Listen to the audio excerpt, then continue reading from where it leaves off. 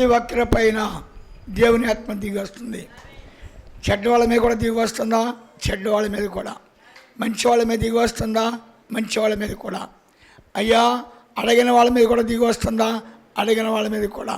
ఎందుకంటే ఆనాడు యేసు ప్రభువారు మరి ఆయన చనిపోయి లేచిన తర్వాత వారందరూ కూడా పెంతుకొస్తానికి వెళ్ళినప్పుడు పెంతుకొస్తున్నాను ఇస్మాయిలు ఆయన అడగలేదు. ఇస్రాయేల్ అని అడగలేదు. శిష్యులు భయం చేత కొట్టబడ్డారు. అయితే దేవుని ఆత్మ వారి మీద దిగి వచ్చి వారందరిని కూడా ప్రజ్వలం చేసింది. దేవుని ఆత్మ నీలోకి వచ్చినప్పుడు గుర్తుపెట్టుకోవాలి, నీకు ప్రేమ వస్తుంది. ఏమొస్తే ఆయన ఆత్మ దేనికోసం ప్రయాసపడదు, లోకం కోసం ప్రయాసపడదు. ఆత్మ లోకమందు ఆనందించదు.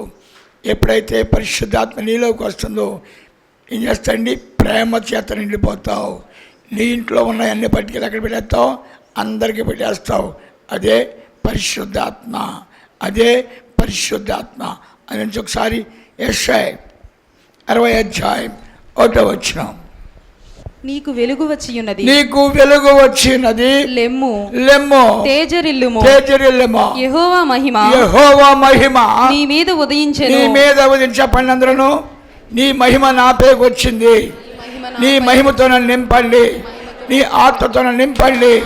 నా అపరాధాలు క్షమించండి, నా పాపాలు క్షమించండి, నాలో నివాసం చేయండి. ఇదిగో నా ఆత్మ, నాలో ప్రవేశించండి, నాలో ప్రవేశించండి. మిమ్మల్ని ఆహ్వానిస్తూ ఉన్నాం. మీరు వాగ్దానం ఇచ్చారు, నేను మీలో ప్రవేశిస్తానని. ఇప్పుడు మాలో ప్రవేశించండి, ఇప్పుడు మాలో ప్రవేశించండి. ఎవరు ప్రవేశిస్తున్నారు? పరిశుద్ధ ఆత్ముడు. ఏం చెప్పాడు యేసు ప్రభువారు? చనిపోయిన తర్వాత తిరిగి లేచిన తర్వాత నేను మీలో ప్రవేశిస్తాను. ఇప్పుడు యేసు ప్రభువారు పరమేశ్వరం నిర్మాణకుడికి వచ్చాడు కాబట్టి మనందరినీ పరిశుద్ధపరుచుని, కానీ అపరిశుద్ధులు ఎవరు కూడా లోపల కాలు పెట్టలేరని చెప్పాడు. కాబట్టి మనందరూ కూడా పరిశుద్ధపరచబడాలని మనకి ఏమి రావాలండి? పరిశుద్ధాత్మ నీలోకి వచ్చినప్పుడు ఈర్ష్య, ద్వేష, మత్సర, కులాలు, జాతులు లోకానికి విడుదల పొంది ప్రేమతో నిండిపోతావు. ఎవరిని ప్రేమిస్తావు? పరిశుద్ధాత్మని. యేసే నా రక్షకుడు. అయితే దేవుడి స్వస్థలండి, గత 25 సంవత్సరాల కిందట నేను టుంగిరిగా తిరుగుతున్నప్పుడు పరిశుద్ధాత్మ నాలో వచ్చాడు. వచ్చి ఒక మాట చెప్పాడు. అదేంటంటే, పరమేశ్వరం నిర్మాణం చేయబోతున్నాను. అది ఎలా జరుగుద్ది అని ఆయనే చెప్పారు. నేనే స్వయంగా దిగి వస్తాను అని చెప్పి మహాతండ్రి గారు బయలుపరిచారు. అటు వంగాబాబా గారు, ఇటు మరి ఆయన పేరు నోస్ట్రడామస్ గారు, ఏర్బమ్మ గారు, వీరందరూ వాళ్ళ ముగ్గురు ప్రవచనాలు ఒకే ప్రవచనం వచ్చినాయి. అయితే ప్రకటన గ్రంథంలో అంత్యకాలములో పరమ యెరూషలేము నిర్మాణం అవుతుంది.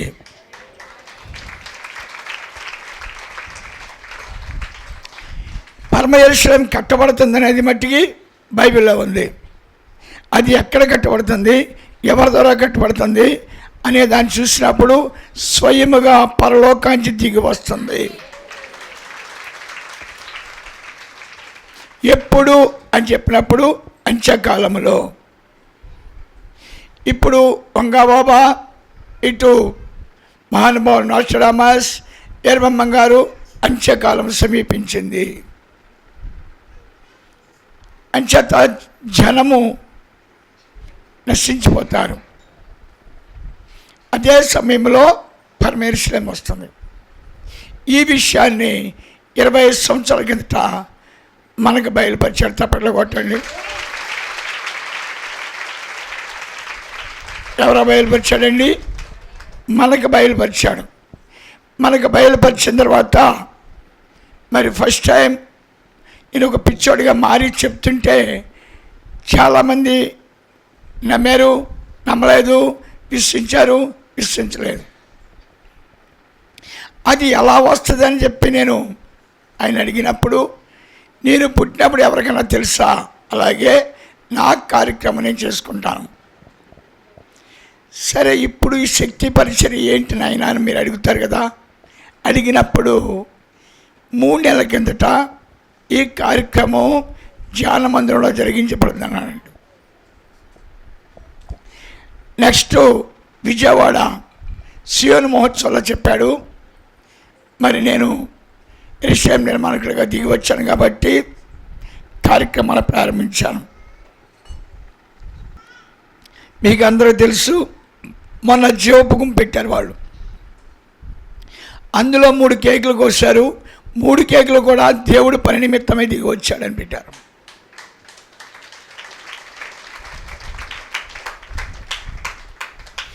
అయితే నెక్స్ట్ మరి పార్వతి గారు మొన్న కేకులు కోయించారు. ఆవిడ కూడా అదే మాట, దేవుడు దిగి వచ్చాడు, పని ప్రారంభించాడు. సరే, తీరా ఇక్కడికి వచ్చాడికి సాతాను చాలా ఆటంకపరిచిందండి. భయంకరంగా నా పీక పట్టుకుని నొక్కేయటం, కాళ్ళట్టుకు లాగేయటం, చాలా అడావిడి చేయడం ప్రారంభించింది. డయాస్ ఎక్కనివ్వట్లేదు, వాక్పరిచర్య చేయనివ్వట్లేదు. ఆ వాక్పరిచర్య ఏంటంటే శక్తి ఎలా వస్తో చెప్తున్నాడు. మీకు ఎవరికి అర్థం కాలేదు. మీరందరూ చేపల చెరువు కోసం, పేరీల చెరువు కోసం, ఎట్లు కోసం చేస్తున్నారు. పాపాన్ని జయించే శక్తి, శాపాన్ని జయించే శక్తి, మానవత్వాన్ని జయించే శక్తి, తిరిగి పునరుద్ధాన శక్తిని పొందుకునే శక్తి, దాని గురించి మాట్లాడడానికి ఇష్టపడుతున్నారు. అది ఎప్పుడైతే మీరు ప్రారంభిస్తారో ఆ ప్రార్థన, మీరేమవుతారండి? సాతాన్ని తొక్కే వాళ్ళగా ఉంటారు, అంధకార శక్తులను బంధించే వాళ్ళగా ఉంటారు. చీకటి శక్తులు కొంతమంది ఒకవేళ దురాత్మ వచ్చిందనుకోండి, చీపా ఉండకానా అని మీరే తిట్టేస్తారు డైరెక్ట్గా. అన్నయ్య గారు ఒక్కరే తిడతారా? లేదు, మీరందరూ సాతాను శక్తుల మీద తిరుగుబాటు చేస్తారు, అంధకార శక్తుల మీద తిరుగుబాటు చేస్తారు, పాపాన్ని జయిస్తారు, శాపాన్ని జయిస్తారు, శరీరాన్ని జయిస్తారు. ఇంకేం పొందుతారండి? దేవుని యొక్క శక్తిని పొందుతారు. ఆ రహస్యాన్ని బయలుపరచడానికి దేవుడు సంసిద్ధులై వచ్చాడు. అయితే చాలా ఆటంకపరిచింది సాతాను. అయితే నాకు ఒక దర్శనం వస్తుందండి. నేను చాలా ఆశ్చర్యపోతున్నాను. నేను మొదటిసారి కట్టిన దేవాలయం ఏదంటే యానాదుల దేవాలయం వెనకాల ఉంది. మీరు వెళ్ళినప్పుడు చూశారండి. అది ఎలా కట్టామంటే, అప్పుడు యానాదుల కుర్రాడికి ఒకడికి క్యాన్సర్ తగ్గింది. అలాగే మరి చచ్చిపోయిన మనిషి ఒక మనిషికి లేచాడు. ఇంకా వాళ్ళు ఇంత కాదు అంత కాదని దేవాలయం ప్రారంభించారు. ఆ దేవాలయం కట్టినప్పుడు నేను చాలా ట్రబుల్స్ పడ్డాను. దేవాలయం కట్టాం. కట్టిన తర్వాత మరి రోమన్ చర్చ్ వారు స్వాధీనపరుచుకున్నారు. మీ ఇంట్లో గ్లాస్ ఎవరైనా చూత్తనగా పట్టలేరనుకోండి, మీరు ఎలా వెళ్తారు?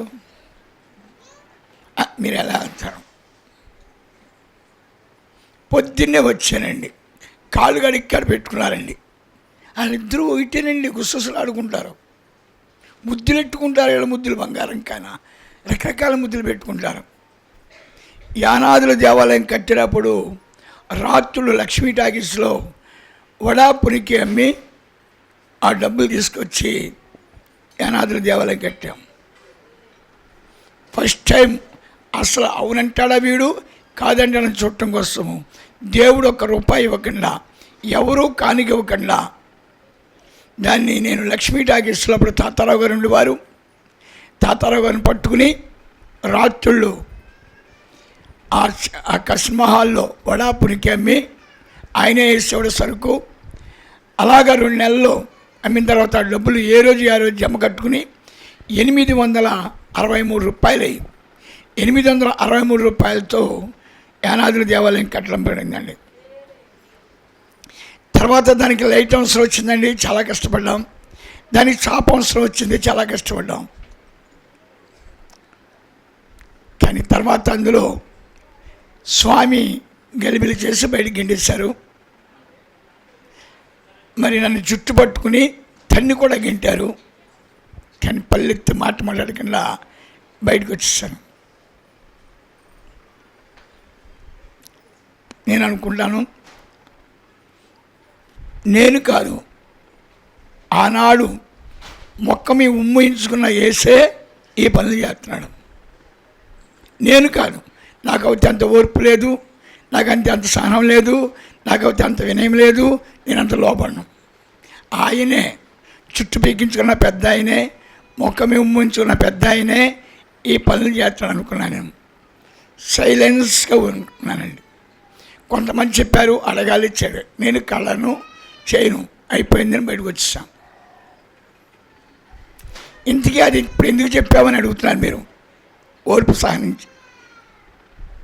ఏమీ లేదండి, దేవదూతలు ఆ మందిరం నుంచి వస్తున్నారండి.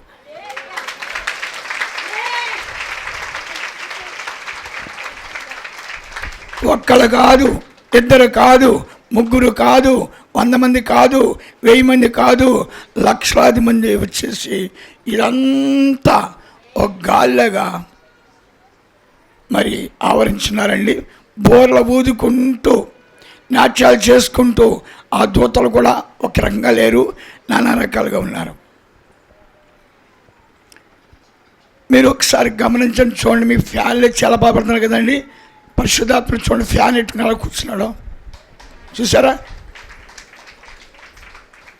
పొద్దునుంచలా ఇసురుతూ ఉన్నాడు. ఎవరండి? ఎవరండమ్మా? మీరు ఇక్కడ కూర్చుని ఆపసాపలు పడుతున్నారు. ఇంత ఇరుకులో కూర్చోబెట్టిస్తారు అన్నయ్య గారని. ఆయన మీకు అందరికీ చెమట పట్టేద్దని, మీరందరూ ఆ వాసనతో భరించలేరని పొద్దునుంచి మళ్ళీ అక్కడ ఎత్తున్నాడేమో అనుకున్నాను. అక్కడ ఇట్లేదు. మళ్ళీ చూడండి, శామనే చూడండి, ఊగట్లేదు. ఈ శామనే ఊగుతుందండి. అంటే ఇక్కడ ఎవరున్నారండి? ఎవరితో పని చేస్తున్నారండి? దేవదేవతలతో పని చేస్తున్నాడు.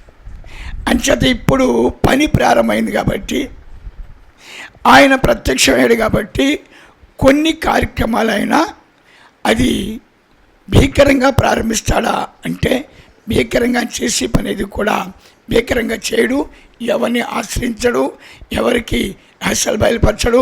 తను ఏమనుకుంటున్నాడో అది చేసుకుంటా వెళ్తాడు. అంచేత ఈ పనికి మనందరికీ ఏం రావాలంటే అండి, శక్తి రావాలట. మానవుడికి ఏముంటుందండి? ఈర్ష్య, దేశ, మత్సర, కలహాలు, చెడు బుద్ధులు ఉంటాయండి. ఈ చెడు బుద్ధులు గలవాళ్ళు ఆయన దగ్గర రావటానికి లేదండి. ఇప్పుడు ఆయన వచ్చేసాడు. ఇప్పుడు తీరా మీరేమో ఆయన దగ్గర రావడానికి లేదండి.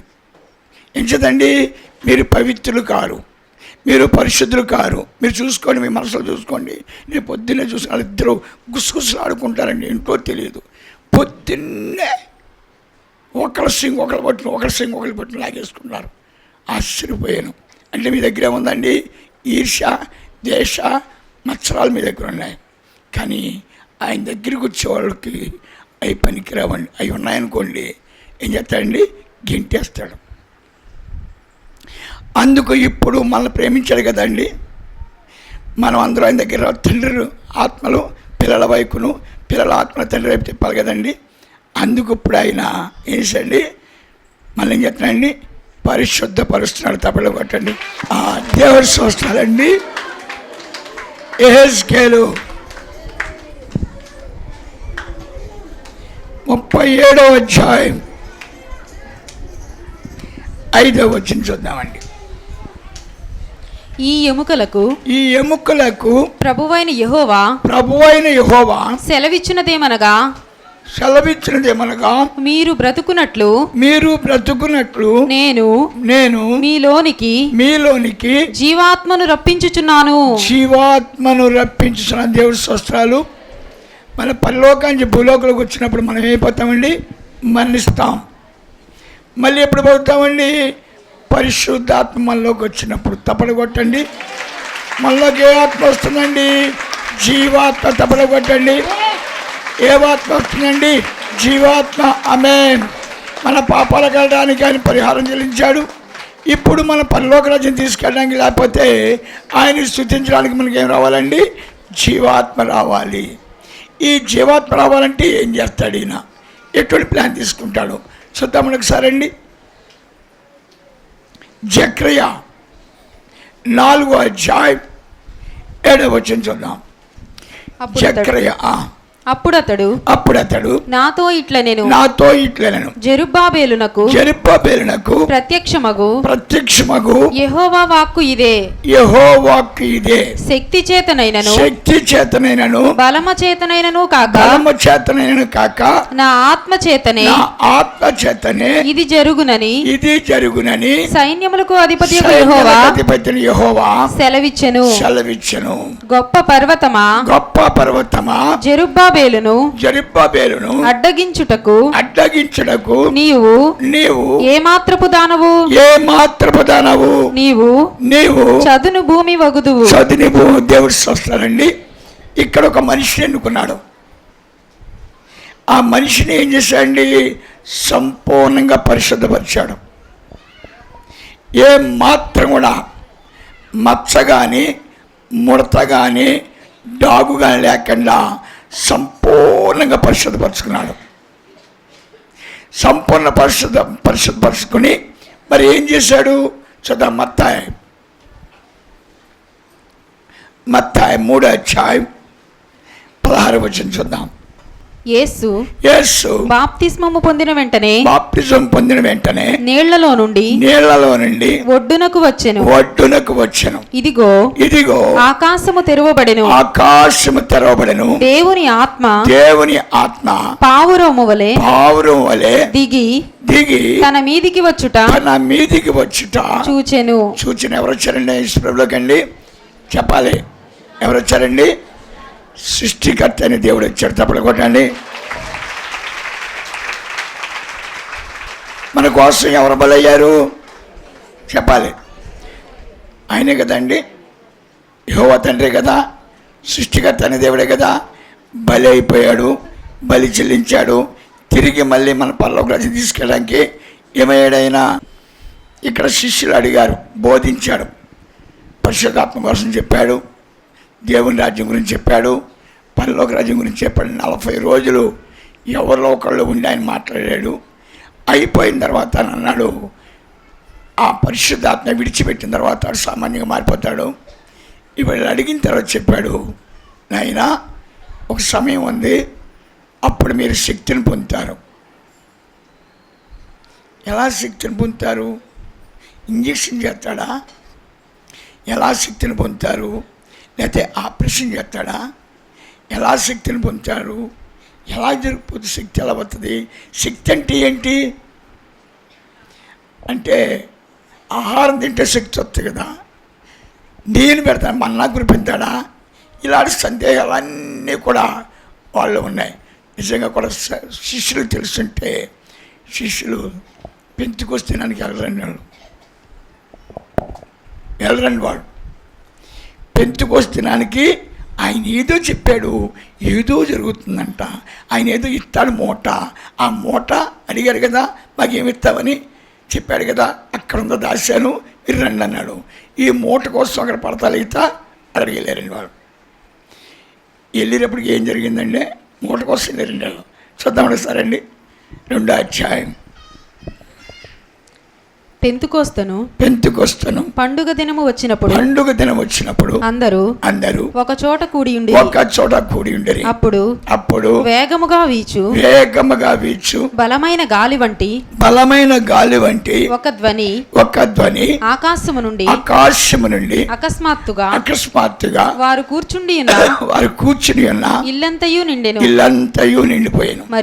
మరియు అగ్ని జ్వాలల వంటి నాలుకలు విభాగించబడినట్లు ఏమొచ్చేసిందండి? అక్కడి నుంచి వచ్చిందంటే ఆకాశం నుంచి వచ్చిందంత తప్పడకూడండి.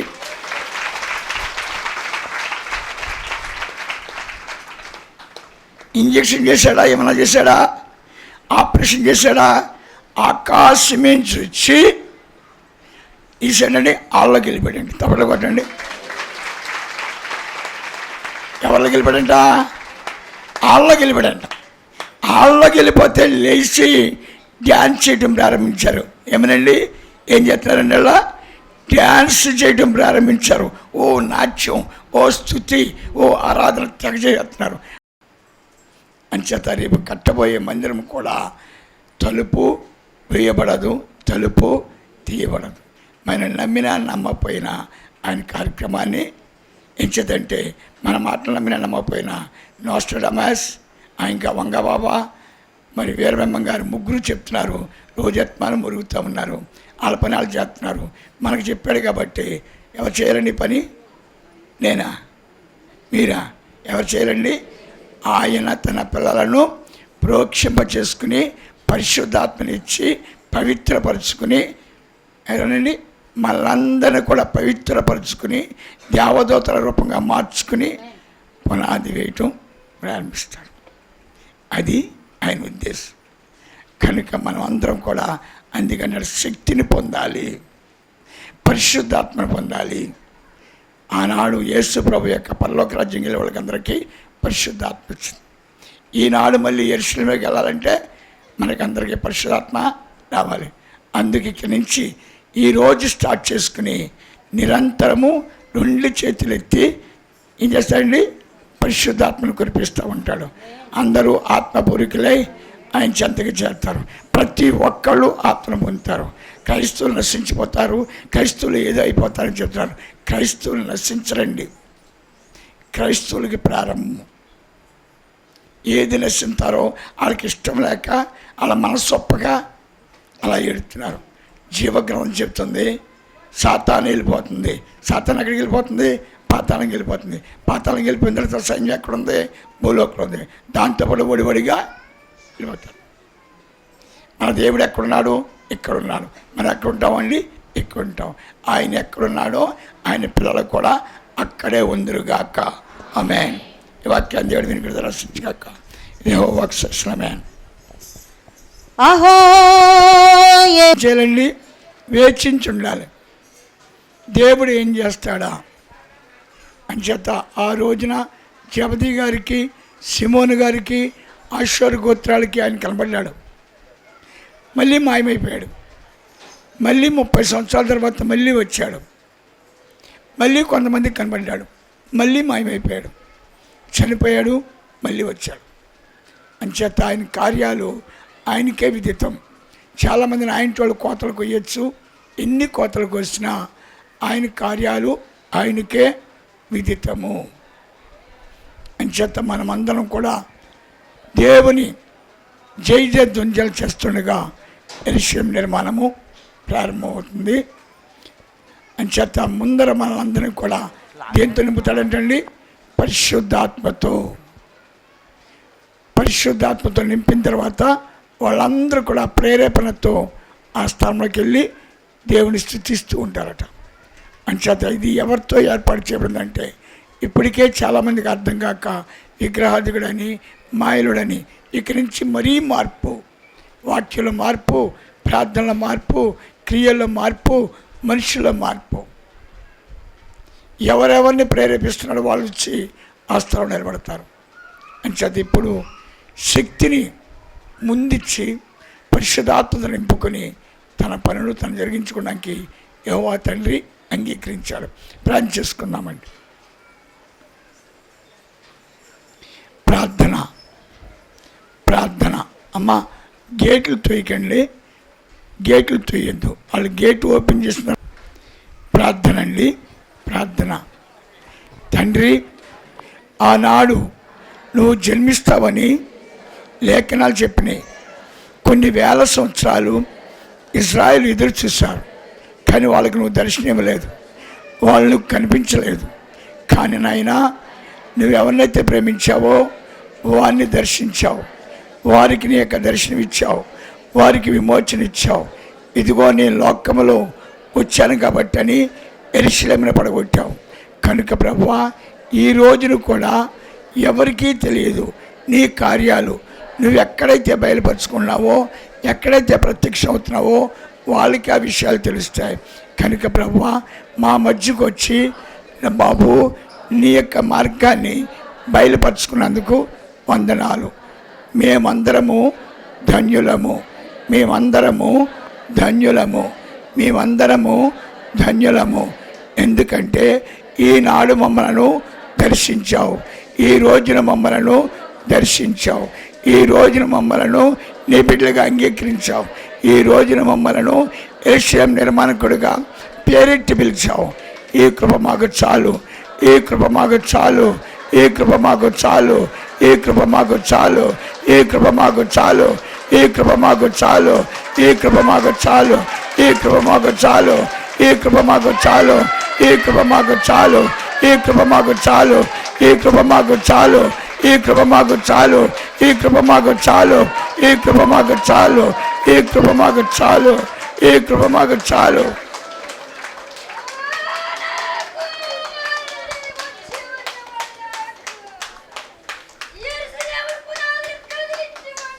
తండ్రి, మీ నామం పూజించబడిన గాక, మీ రాజ్యమే వచ్చును గాక, మీ చిత్తమే పరలోకం నెరవేరట్లు భూమి యందు నెరవేరును గాక.